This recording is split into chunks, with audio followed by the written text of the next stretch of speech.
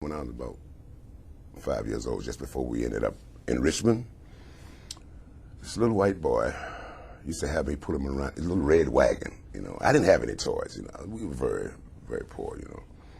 And he used to have me. I'm thinking that he's gonna give me a turn to ride in this wagon. So all day I'm pulling him around this wagon. He got a little stick. Get up here, mule. And hit me with that stick, and, and I'm pulling that wagon. I said, okay, now when is my time? And my mother is working for his mother, cleaning her house. And my daddy is working on the farm and the sawmill. I wasn't making much money, about $3, $4 a week. That kind of money, you know what I'm saying? Mm-hmm. So I understand that this little boy, when I became aware that he wasn't going to let me ride in that wagon and he wasn't going to pull me, I said, when you going to ride me? No, I ain't supposed to do that. You ain't supposed to ride you. You're supposed to ride me. I said, oh, yeah. I picked the wagon up, dumped him out of it on the ground, and took the wagon and rode down the hill. You know what I mean? Mm-hmm. And his mother, he started crying, because now he's bigger than me. He started crying, and then he wanted to fight. So then I beat him up. Now his mother came to the door, hollering and hooping, calling me names, and my mother got on her big time. When my mother got on her for calling me them names, you're not supposed to ride in there. You're supposed to pull him around. I mean, I thought that was quite ignorant at my age, a 5-year-old kid. Mm-hmm. This sounds ignorant to me, Yeah. And so the next morning, my mother, she left out of that house and came back down to our shanty where we lived. The next morning, her husband came down, Mr. Carmen, that's his name, Mr. Carmen, I'll never forget it. But I can't remember what happened yesterday.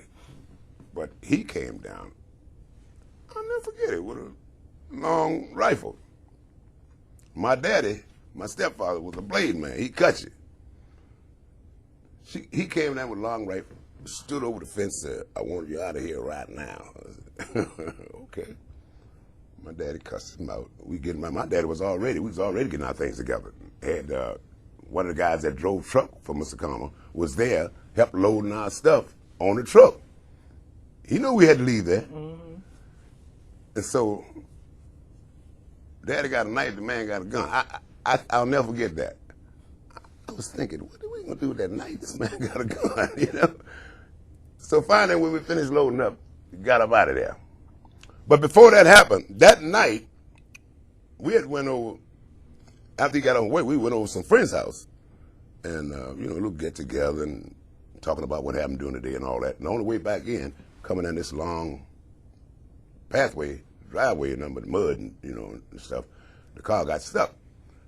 So we all got out of the car, and I'm standing by the door. Here's the door. Here, I'm a little kid. Here's the door. And the door is blocking me. Mr. Carmer shoots up at the car lights. The bullet hit the door. Man, my daddy went off. He could have hit me, you know what I mean?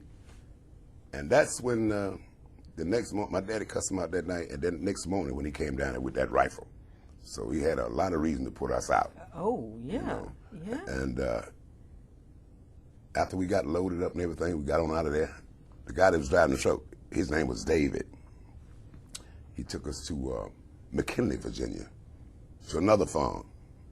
And the boss willingly hired my daddy. He was a good worker, and they gave us a shanty.